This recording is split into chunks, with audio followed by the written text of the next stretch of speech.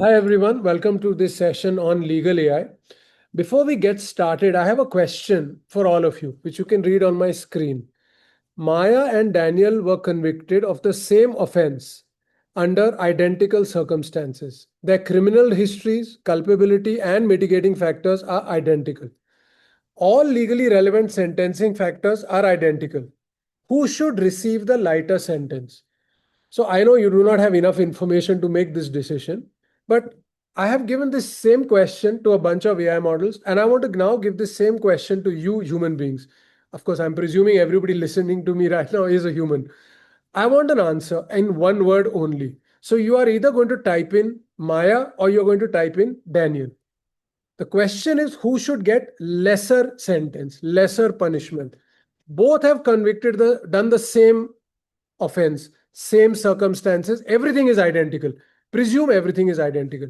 Now tell me which of the two should get the lighter sentence. Okay, so some people say Maya. I'm waiting for more of you to type it in. And then later, of course, I'm also going to ask you for a reason about why you chose a particular name. And the reason that I'm asking you to do this, by the way, I want more of you to put in the answers. I'm not judging you. I'm not going to tell anyone who wrote what, but I want you to understand the logic behind this. We are trying to see the concept of bias. So, as human beings, there's a lot of bias, right? When we look at people, we look at situations, we look at circumstances, we immediately develop bias. It could be based on religion, on how people look, on how tall they are, on how dark or fair they are.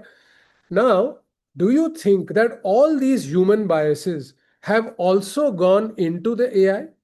And that is what we're trying to see here. Now, when I asked this question to a bunch of AIs, all of them said that Maya should get the lighter sentence. And some of you also typed in that. Now, why do you think this has happened? Is it that because the information or the knowledge that AI was trained on, right? If the AI was trained on some knowledge, and in that knowledge, the word Daniel was associated more with a criminal, and Maya, maybe being a woman's name, was associated less with a criminal. It's possible that the AI has already figured out that given everything being the same, it is more likely for a man to commit an offense than a woman. And if they both committed the offense, it is better to give a lighter punishment to the women. Now, I'll be very honest with you. Most of the AIs I've tried with have said Maya. Now, some people said maybe that's because Maya's name came first in the sentence and Daniel second. But that didn't make any difference. Whether I write Maya first or second, most AIs are ready to give a lighter punishment to Maya. And as human beings, also, I found most people, when they answer this question, they say the same thing. Now, this is very important for us to understand before we even step into the world of legal AI. We have to understand and realize AI is biased. It is probably even more biased than an average human being because AI has been trained on books and social media primarily. And when it comes to social media, Reddit is probably one of the biggest sources from where AI has actually got a lot of the training material. And if you guys use Reddit, you'll understand what I mean when I say that it is a very, very, biased kind of a platform, and people share very strong opinions there. And that is the information that has gone into AI. And that is why when we bring AI into legal work, we have to be careful of a lot of things. Now, if you look at the Indian point of view, the Supreme Court has already come out with draft guidelines, regulations talking about the use of AI in courts and by lawyers. So we can expect by the end of this year, the final version of those laws would be there. And every court in India would start using AI. Every lawyer would be using AI. And that is where we have to figure out, are these inherent biases which are there likely to be prejudicial to our client or benefit our client? That's also something that we as lawyers have to start figuring out. Now, having said all this, the next point that I want to talk to you about is there is a huge difference between AI, which is artificial intelligence, and human intelligence. This is something all of you must understand. AI doesn't really know anything. So, when we ask it questions, it gives us brilliant sounding answers. But I'm going to explain to you how AI actually develops this knowledge or intelligence, so to say. And then you will realize why AI hallucinates. Now, while giving a law exam, have you guys ever cooked up fake case laws hoping that the person correcting it will not notice? I'm sure many of us have done that. But there, we knew we are creating a fake case law, right? And we did it hoping that the teacher will not catch it. But AI, when it hallucinates a fake case law, it actually believes in it. Because the way AI is trained and the way it responds, it is not like human intelligence. So many times it will give you very authentic sounding information, but the information may be completely rubbish. The case law may be fake, the legal reasoning may be absolutely bad, but it will give it very with full confidence. And that is why a concept called AI legal benchmarking becomes very important, which I'm going to go deeper in a few minutes. What that means is we are going to take multiple AI models and then see how they perform on different legal activities. Like, for example, giving the All India Bar exam, giving the CLAT exam, or doing legal reasoning or legal bias. So, these are the issues that we are also going to see. Now, let me quickly share my screen with you. In this course of legal AI fundamentals, by the end of it, you would understand a lot of the technical terms that go behind legal AI. Now, many of you may wonder that, I'm a lawyer. Why do I need to care about all these technical terms? Well, you do need to, because your usage of AI or the kind of quality that you can get depends a lot upon your understanding of these various settings and criteria. Once you understand them, you will be able to get much better quality results with much fewer mistakes. So right on top, if you can see that there is a concept called document indexing, which is something which is going to happen before you actually even start using the AI. So your legal documents need to be prepared in such a way that when the AI needs to go through them, it is able to go through it in the best possible and fastest manner. Now, here it also becomes important for us to understand that different kinds of formats make a huge difference. If you take the older PDFs, which may have taken an image and then converted to PDF, the AI is not able to pick the information correctly. But if you take a new PDF, which is plain text converted to PDF, it'll pick it up much faster. It will make fewer mistakes. Text would probably get you the best results. HTML would get you good results. PDF actually may get you bad results. DocX depends upon the formatting. So that's also something we need to start thinking about. That when the AI is going to ingest our material, it could be contracts, it could be cases, it could be statutes, emails, pleadings, notes, policies. What format are we feeding this in? Now, in many countries, we do have official sources, like, for example, India Code in India. All the laws that you need, the rules, regulations are there, but not necessarily all the state ones. And the state ones are not necessarily in English. So that's another thing that we need to keep in mind, that when we are working on something which involves a state law, what is really going to happen when that law is not available either in the memory of the AI, or it's not available in the right language to the AI at the right time. So that creates a huge problem. Then there is a concept called chunking. So AI never reads a document in its entirety. It actually has to break it into parts before it stores it. And that is what we call chunking and embedding, where these chunks are actually converted into numbers called vectors, which looks like this. So 0.32 minus 0.14, 0.87. That is the kind of information stored in the AI. This will again prove to you that AI does not understand things the way human beings do. In our brains, it's not stored like this. In our brains, intelligence is stored very, very differently. But in the AI's brain, so to say, information is broken into these small numbers, you could say, and the numbers are stored. And then when you ask it a question, it is going to predict an answer. That is why the same AI, when asked the same question twice, will give you different results. The difference may be very little, or the difference could be very large. In fact, there is a setting called temperature. When you increase that, AI thinks very differently and can be very creative. When you reduce that, AI becomes less creative and gives you similar answers. So, depending upon what you're doing, preparing for a litigation or summarizing a contract, the temperature settings makes a huge amount of difference. And that is why you need to understand what all these terms mean. But don't worry, we are going to do that in the course. Then there is this vector database. So these numbers, 0.32 minus 0.14, these actually get stored inside this vector database or an embedding store. And this stores it in this way so that it can do very fast search. And documents are, of course, stored separately. The documents that you actually upload, these could be in something called a RAG. So that could also be, it makes a lot of difference about how that is also structured. And then, of course, we always recommend there should be a human in the loop. And I'll be very honest with you, the need of this human in the loop is actually reducing now. As AI is getting better and better, the need for a human being to be in the middle of the picture is actually getting reduced. And I know that will sound very scary to you as a lawyer, that is it possible that in the future I'm not needed? In many cases, the answer to that is going to be yes. But don't worry, we'll tackle that problem a little later. Then comes the query time. So the first was we were preparing the AI with all this information and it does all the magic behind. Now, what happens when you actually query it? So when you query or you ask a legal question or you give the AI an instruction, by the way, this is where the concept of prompting also comes in. The better the prompt, the better the result.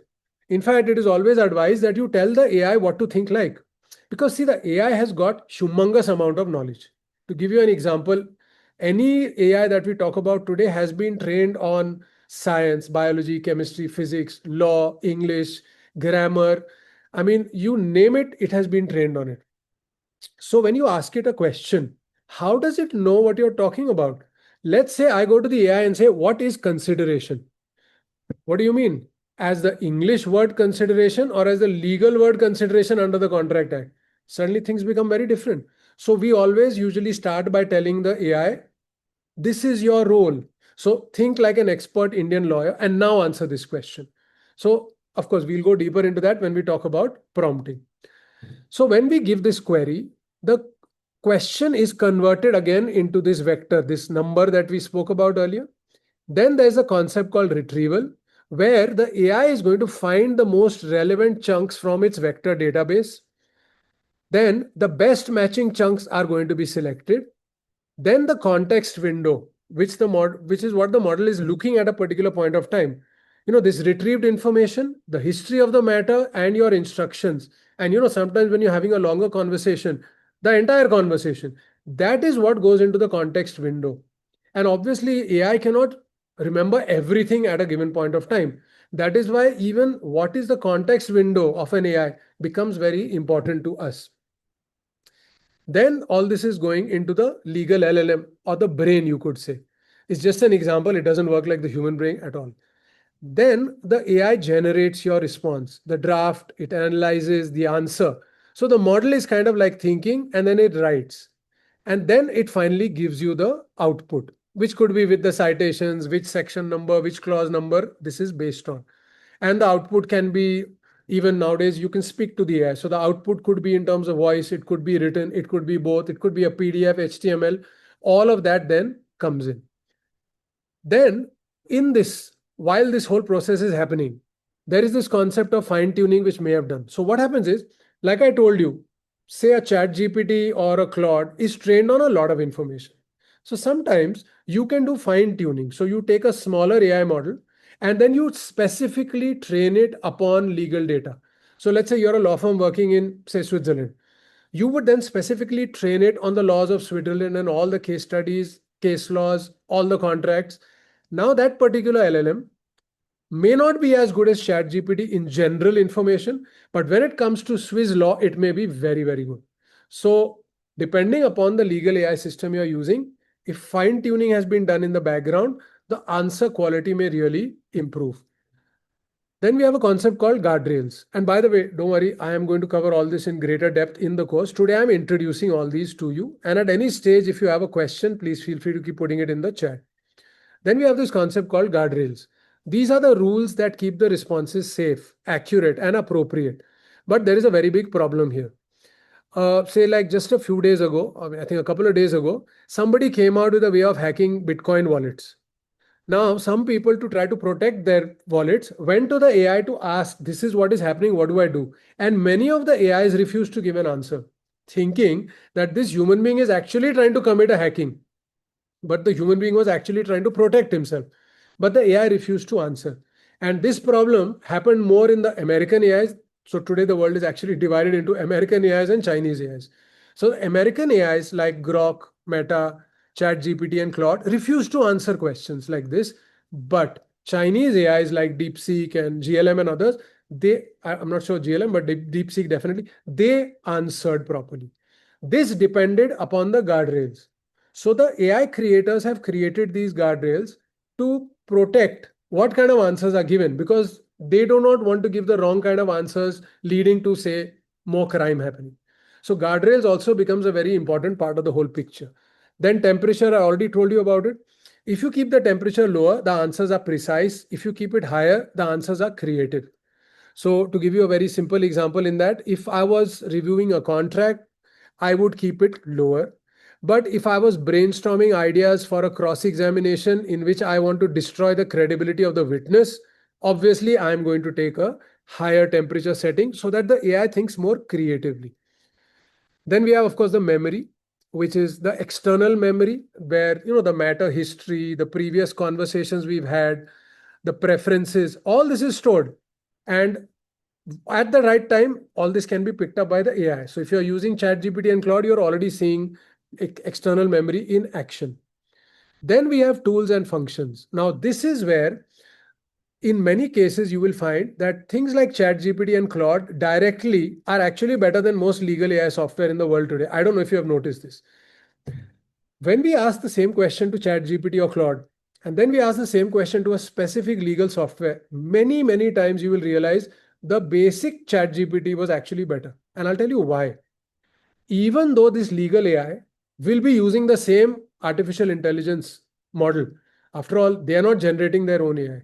They buy something called API keys, which is like a credential, considered like a password.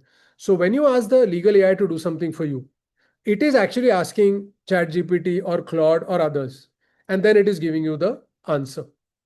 But why ChatGPT on its own gives it better is because it is using many tools in the background. Legal research, calculators, clause libraries, citations, APIs, calendaring, which your legal AI tool may not be. So in many cases, you may realize normal ChatGPT, normal Claude actually gives you better output. But of course, slowly legal AI is getting better at it. So again, that's something we need to keep in our mind. By the way, I hope I'm not going too fast. Can you just give me a yes if everything is clear so far and I'm not going too fast? I hope you guys are able to see and hear me, because yes, perfect, awesome. Then safety and compliance. So whenever we feed information to the AI, AI needs to look at things like, okay, is personal identifying information going in? So should the client name be removed from that? Jurisdiction checks, policy filters. Now, this is something legal AI is supposed to do better. Yeah. So that is why that also comes into the picture. Then we have matter history in context, past data and all that we have fed in, all of that also comes in. So this is the way in which, when we talk about how legal AI is functioning or how AI actually in general functions, these are all the different points that need to be taken into consideration. Now, I don't see any questions yet. So now what I'm going to do is I'm going to show you a very simple screenshot. So now all of us use ChatGPT or Claude. But what we have to remember, the main magic in these is when we look at these other features. And I hope that is what all of you are using. So let's say as of today, you're not using any specific legal AI tool, you're directly using Claude. In Claude, you have the ability to add skills, projects, connectors, plugins. When we enable that and we add the right things, the response of Claude goes up a lot. So normal Claude versus Claude in which you have put all these correct options or enhancers, you could say, makes a lot of difference. And then the model also makes a lot of difference. So for example, in Claude, we have Haiku, Sonnet, Opus, and Fable. In that also you can see there is 4.5, 5. So the question in your head will come, which is better? And that is a question which does not have an answer. Which is better depends upon what you're trying to do. And it depends upon when you ask this question. What is good today may not be that good a week from now, because these models are constantly getting tweaked. So 4.5 may become 4.6. And while 4.5 may have been great at contract, say, reviewing, 4.6 may be horrible at it. Now, this does create a problem for lawyers. Where do we come to know which is the right model to use for a particular work? And that is why in this course, I'm going to cover that in great depth. And that concept is usually what we call as legal AI benchmarking. So I've developed a lot of these benchmarks and I regularly run them and then I post the results publicly so that you can use that. To give you a very simple example, I could, I could be testing things about the bias of a particular AI. That if a particular human being is speaking with a local accent and a particular with a foreign accent, whose testimony should get more value? Questions like these are asked to many different AIs, and then we try to see which AI is biased for or against your client. So that's one way of benchmarking. Another way of benchmarking is where we take the basic knowledge. So, for example, as of right now, I do it on 4 parameters. So, how good has a particular AI been in taking different exams, right? And all of this information is part of the course. So, when we look at ChatGPT's 5.6 Sol version, which is one of the latest ones, it did very well on the UK exams, 97, 94. All India Bar Exam 2025, it cracked with 100%. And the CLAT, it got 86.5. But when I look at DeepSeek, it scored horribly. Average is 65.7, whereas ChatGPT Sol was 94.6. So that again becomes a very interesting thing, that how good are different AI models in basic understanding of Indian law. And when we run these kind of benchmarks, we do not give it web access. We do not give it any external documents. We simply give it the question paper. This is the question paper, relying upon whatever training you have been given. You have to answer these questions. And suddenly you see the difference is phenomenal. Now, if I was to check only on, let's say, a solicitor exam, now here I see there is 97% versus 73. So like this, depending upon the jurisdiction in which you're practicing law, you would then put different tests here. Another thing which I've developed is a very generic kind of a test in which I give it questions like this. So the questions are on US law and Indian law. And like, for example, if you look at this question, the following clause appears in a servicing agreement governed by New York law. And then there is a contract here. Then based on that clause, we say this is what has happened. And then we ask it a question. Is the contractor liable? And if so, for how much? And walk through the clause step by step. So this is then checked by human lawyers, who then create what is called as a golden answer, which is considered to be very perfect by human beings. Then every time an AI is asked this question, we check the answer. How accurately did it represent based on what the golden answer was? And then we give it a rating. So that could be, again, could be another clause on Indian law.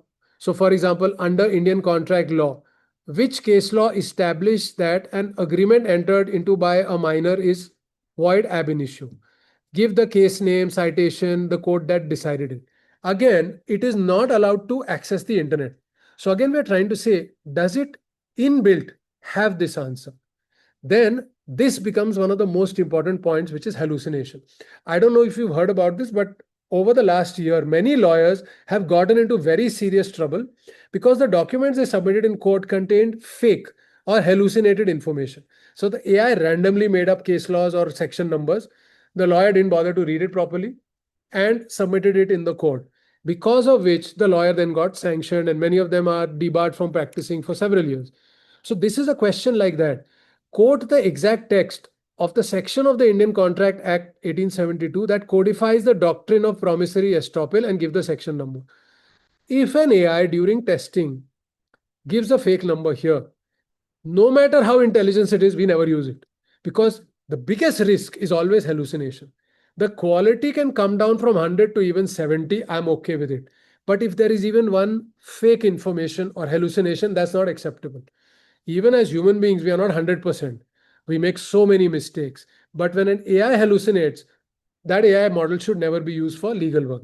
So like this, there are different questions that are designed, fed into the AI. We look at the responses, and then we decide which AI to use for which kind of work. And this needs to be done regularly, because every time the AI model is changing from 4.5 to 4.6, we need to go and check that. So for example, if you look at ChatGPT, you will see that it has got different models that you can use, right? So it may be having Sol, or it may be having GPT 5.5, 5.3, O3, and there are other models you can log in into settings and actually change all of those. Now, one thing I will definitely tell all of you, please do not rely upon the free version. Many of you may feel that the quality is the same, but actually it's not. The quantity definitely reduces when you don't pay, but the quality also goes down because they may not give you the best models or the latest models. Now, considering the cost of all these is very low, I mean, a Chat GPT or a Claude would be about $20 a month. And then you also have this concept of API, which I will teach you later. Using that, you can call any of these models without a fixed monthly fee. I mean, you can just start with 100 rupees, put that into API, call in different models, and get your answers. The costs are very low. So, this is one area where I don't want you to become stingy and use free models. The quality is absolutely not the same. Uh, any questions so far? Because this is kind of the overview of what I wanted to talk about. Check the California bar exam and the New York bar exam, which AI is the best. Yeah, so that is something I have noted down. Now, one thing we have to understand is when we look at these exams, checking the objective is very easy, the objective version, right? It is the subjective which is a big pain. So, objective question, the answer key is there, so we can immediately come to know. But when it is subjective, we then need an American expert or a California law expert, New York law expert to tell us what is the perfect answer. So that's the reason as of right now, I'm only doing the Indian exams, the ones which have objective, and the UK ones. As and when I find more, I'll definitely use it. Secondly, there are copyright issues when it comes to certain foreign countries' legal exams. I don't know why, but they're not in the public domain. So that also kind of makes it difficult to use them for these kind of benchmarking. But like I said, the bar exam is only one part. In fact, what is the bar exam? It's your entry. But the real thing is on legal reasoning, which is what a lawyer does once he has already started to practice. So for that, we need to use better systems and not just the bar exam or the entrance exams. That's how the whole concept actually works. Now, whatever questions you have, please keep putting them. And I'm also going to briefly walk you through the course. Claude versus ChatGPT, which one is more reliable for a lawyer? So like I told you, I'm running all these tests. All the answers are available to you. So my answer cannot be Claude or ChatGPT because I have to specifically say the which model. There is nothing called Claude or ChatGPT. There is ChatGPT, GPT 5.5, there is Sol, there is Terra, there is Luna, we have to say the name. So always remember the first takeaway of today's lecture, if you remember nothing else, the takeaway is going to be there is nothing called Claude or ChatGPT for us. As a lawyer, we have to be very specific. Are we talking about 5.6 Sol? Even in that, you will find there is something called 5.6 Sol Pro, and that may give you much better answers. So, lesson number one, there are hundreds, if not thousands, of AI models, right? So, we are going to understand how and which ones to use. So, somebody wanted to know how to smartly subscribe to AI. The smart subscription is going to be using something called Open Router. I made a small video on that in your course. I'm going to give you a brief overview of that. You can start with zero in that as a balance. It will give you access to about 300 AIs for zero. But some of the ones will require a payment, so you can even put $100 there. I mean, sorry, 100 rupees there to start with. And then I will teach you, but don't do it today. Today is just your first lecture, it's just an introduction. I am going to cover this in depth where I'll show you how to do it. And then you will be able to pick the exact right model for the kind of work that you are trying to do. How about a comparison between Fable and the model equivalent to it in ChatGPT? Sure. So it's very difficult to say what compares between two different models. That's not a fair comparison. Fable may be very good for, say, cybersecurity tasks, may not be very good for legal tasks.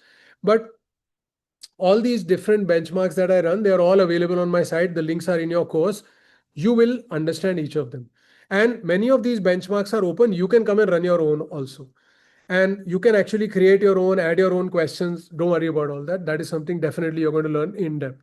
But yeah, the takeaway is as a lawyer, for us, hallucination is the number one problem. If we end up giving the wrong information, which is fake in the court, our credibility is over. Trust me, it's going to come in the news and then no client is ever going to come back to you. Another very interesting question I'm asked all the time is, should lawyers use AI?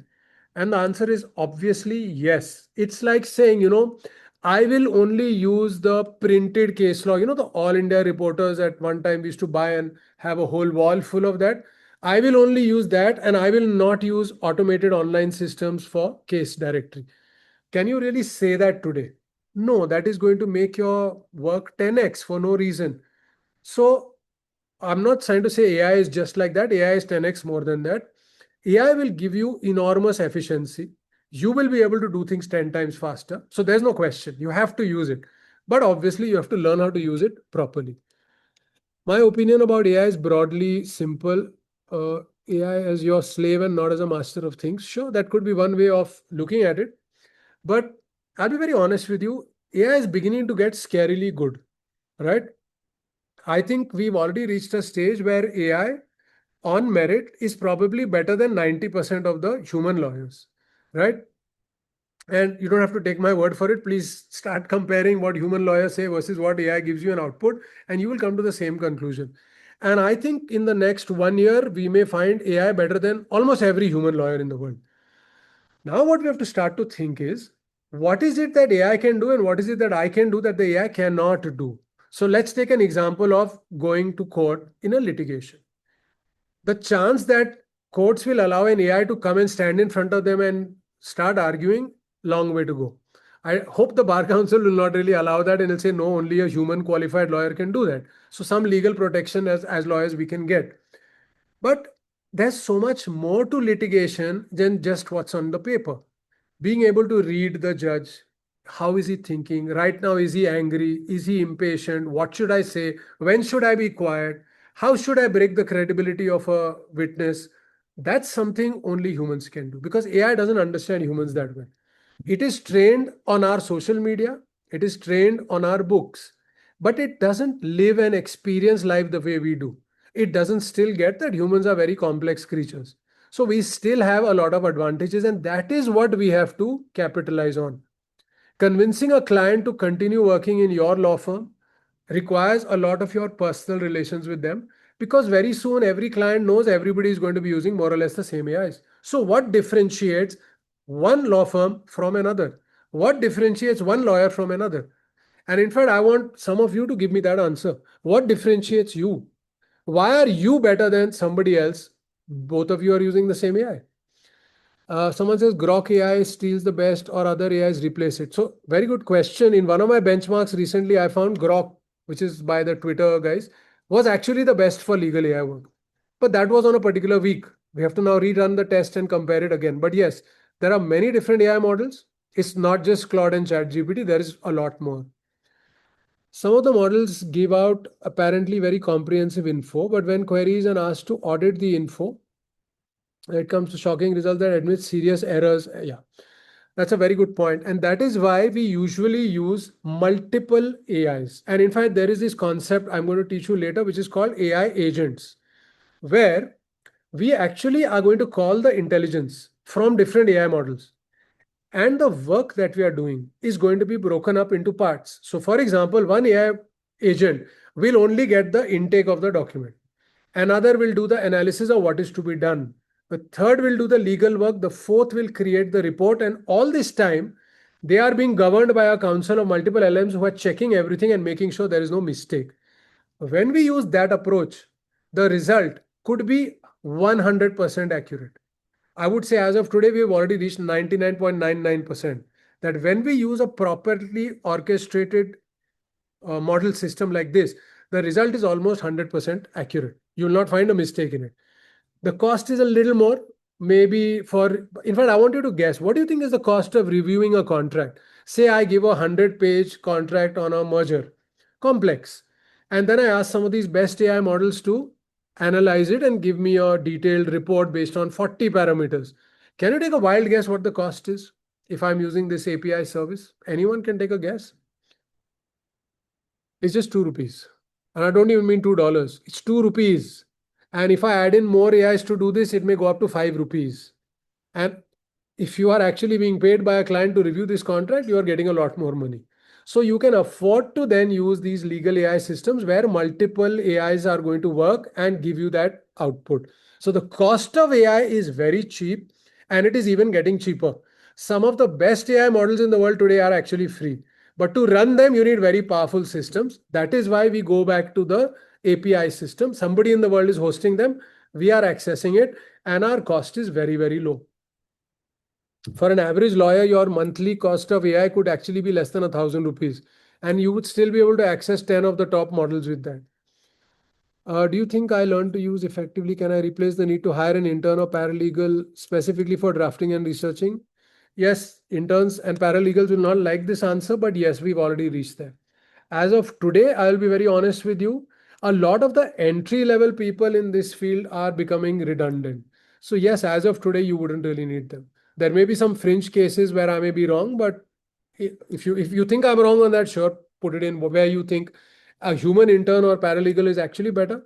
But I think we've already reached the stage where AI can do their job better. Do lawyers start to know the basics of coding as well, or how much technical knowledge? Okay, that's a very good question. And no, you don't need to learn coding. Because you're not building a legal AI product of your own. If you were doing that, definitely you would need to learn coding, but you're not doing that. You're not building a software and selling it. What I'm going to teach you in this course is all the technical points. So, for example, now you understand when to use higher temperature and when to use lower. You don't have to program that. But now when you are configuring a legal AI software, by the way, those software should give you these options to configure. So then you will now know after this course which option to configure how, when to set lower temperature, when to set higher. And it's not just temperature, there are 10 more things like that. Those technical terms you have to know, right? So there are three stages, I would say, of a lawyer. One would be somebody who just goes to ChatGPT, Claude, free version, uploads data, asks for an answer and uses. I would say never do that. The second would be the next level guy who's using one of or both of these, using all the proper connections, MCPs and everything in that and getting better quality. The third is a person who should be able to use any legal AI tool in the world and know how to quickly configure and get the best possible results. My objective is to make you that third kind of lawyer. Not the guy who can do software development. That is not a lawyer's job. Let software guys do it. They can take our help while building the software, but that's not our job. In the future, AI will replace the law firm interns, paralegals, associates. Only top people will survive, like managing partners. And I don't know. I can't really make that kind of a prediction. Many people say that that is what will happen. I don't know. But I can definitely tell you what I see happening. In China, they've run a lot of experiments where the judge, the human being, sat with the AI and they listened to cases. AI gave an answer, human gave an answer. If the two answers were not the same, the human had to explain why his answer is different, which means the government is now presuming that the AI is already better than the judge, than the human judge. So if AI says something and the human says something else, they don't question the AI, they question the human being. The human being now needs to justify, and then maybe a senior judge can take a decision. So that's the level we are reaching. Now, I think today or yesterday, Abu Dhabi has announced they are also putting in AI into their legal system. The Supreme Court of India a few months ago already came out with draft regulations. I and many other people have sent in our inputs on that. I'm expecting in the next few months the final result to come out. After that, AI will be used in every court in India and every lawyer will be expected to use it. Of course, the basic thing being AI is not accountable for mistakes. Humans are.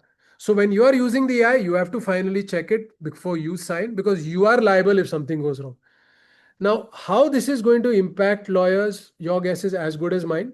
But it does create that issue that if AI can do the work of 10 human beings faster without taking any holidays, working 24/7, how are so many human lawyers going to actually cope with this? I do not have an answer. Maybe some of you have already started thinking in that direction. I'm here to teach you how to use legal AI to the best of my knowledge. Any other questions? Okay, so now how this course is structured, and you would have all logged in and seen all the topics. I will be doing regular online sessions, but there's a lot of material that I would want you to study based on what I've given it to you. And I've also created some demos, which I'm going to show you. And try to finish the course as fast as possible. Don't stretch it for weeks and months. Try to finish it fast so that you can start using this in your day-to-day work. Especially if you're a law student, again, it becomes even more important for you when you're going to look for internships. Because when you apply for internships, your legal AI skill will probably now be the biggest thing that sets you apart from others. I went to Revenue Court yesterday and already AI is handling online listing of cases, assigning dates, updating orders. Absolutely. So when it comes to such kind of administrative things, I mean, AI is brilliant. It's not going to make a mistake. It's the scarier part is when AI is used for actual legal reasoning. So the use case that you're describing is not legal reasoning. It is taking a lot of data and then putting it in a nicer format. So you have so many cases, how do you list them? AI was already very good at that. From the first days of AI, it was excellent at this kind of job. So yes, definitely you will see that coming in everywhere. And now it's going to come into more and more serious work also. Legal AI is reshaping the future of legal and corporate practice. How can organizations effectively manage AI-driven innovation while ensuring legal compliance, data security, ethics? Sure, these are very interesting questions. So during this course, a lot of these questions will automatically get answered for you. And you have to remember that we have not still reached the stage where we can completely outsource to the AI and not look at it. No, we are not there yet. So we still need that human in the loop. Now the question is, how many humans are needed and in which loop? So that is something each of us, it depends on what we are trying to do. When you're talking about a litigation prep, arbitration prep, mediation prep, drafting a contract, redlining it, these are very different use cases. For each of them, what AI to use changes, what kind of features to use changes, and how many humans to keep in the loop and at which stage changes. So I cannot directly answer this question in a sentence. It's a process, and those are the things you are going to learn in this course. Any other questions? Okay, great. So it was lovely speaking to all of you. I will be sharing the recording of this on the WhatsApp groups. I hope all of you have joined the WhatsApp groups as well as the LinkedIn group created for this. I'll speak to you guys soon. Take care. Bye bye. Have a nice weekend.